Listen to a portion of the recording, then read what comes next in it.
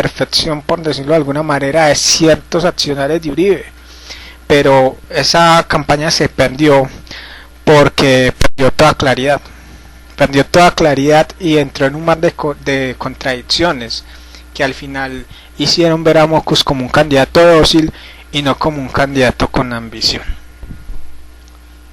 Bien, otra cuestión importante fue la polarización propuesta por el Partido Verde. Dicha polarización no funcionó. La polarización propuesta por el Partido Verde fue una polarización en la cual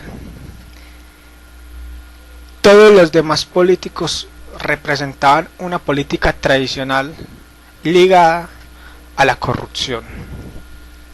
Y esa polarización no funcionó porque, a pesar de todo, Colombia, un país con un alto índice de aprobación al gobierno de Uribe, es un país que aprecia en una parte importantísima, la política tradicional que representan otros candidatos como Juan Manuel Santos y la política tradicional que representa a Álvaro Uribe Vélez.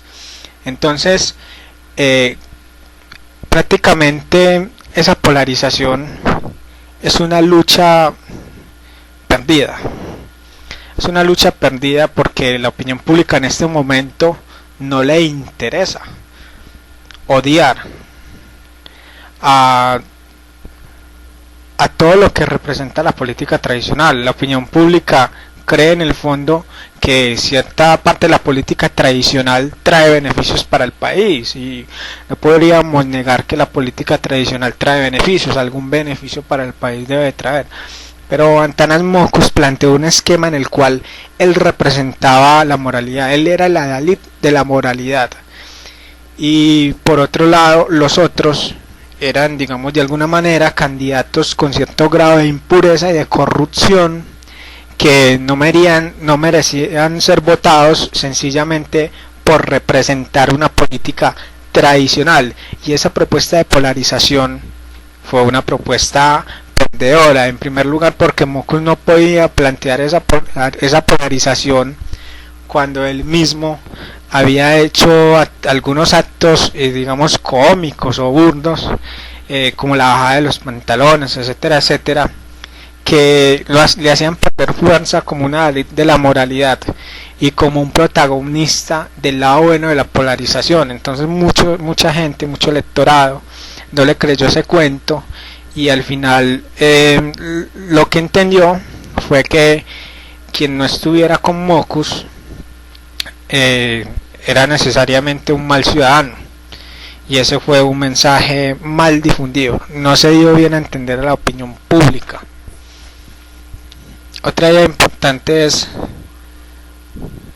la dualidad propia de la sociedad, la cultura mafiosa en la sociedad colombiana. Este es un tema delicado, pero Colombia es un país que tiene una cultura mafiosa. No es el único país en el cual impera una cultura mafiosa, pero sí es un país con un alto porcentaje de cultura mafiosa. Las pirámides de MG y demás han puesto en evidencia eso. El fenómeno del narcotráfico en la sociedad civil ha puesto en evidencia eso.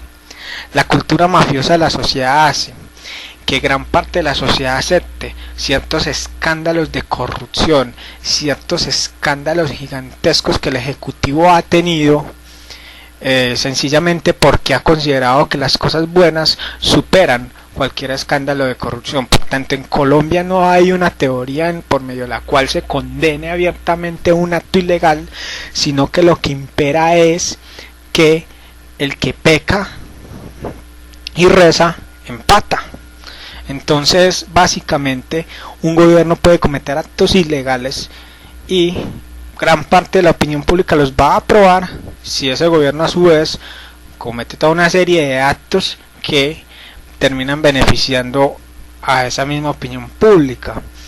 Y es algo reprochable, pero es la realidad. La realidad es que la gente no se comió el cuento de los escándalos de corrupción ligados al gobierno y de las cosas malas del gobierno que podría eventualmente heredar el candidato Juan Manuel Santos, porque pudo más los éxitos que tuvo Uribe en materia de seguridad y en algunas otras cosas que los escándalos de corrupción y que otras cosas ilegales, que a la gente en realidad no le importa que existan cosas ilegales. El electorado al final supone que va a haber cierta ilegalidad en cualquier gobierno y que va a haber cierto esquema de corrupción en cualquier gobierno, y tácitamente lo acepta, lo termina aceptando porque el conformismo termina por hacer ver esa idea, por la prevalencia de la idea de sencillamente el que peca y reza empata, y eso es una realidad. Y por último, Mockus, el mundo en una sola línea y en una simpleza absoluta, el mensaje simple. Este último punto es muy sencillo. Mockus fue un candidato que no supo transmitir su eje programático a la opinión pública, pero no solo eso, fue un candidato de ideas simples, de principios fundamentales, fue el candidato de la principialística, el candidato que para invocar su accionar político se basaba a toda hora en unos principios básicos, y ese mensaje no caló en la gente decisiones concretas sobre problemas concretos, y Mockus se perdió en eso, y cuando intentó solucionar ciertos problemas se contradijo a sí mismo y se corrigió a sí mismo, y eso hizo que perdiera un electorado significativo. Mockus intentó dar un mensaje claro, un mensaje anticorrupción, un mensaje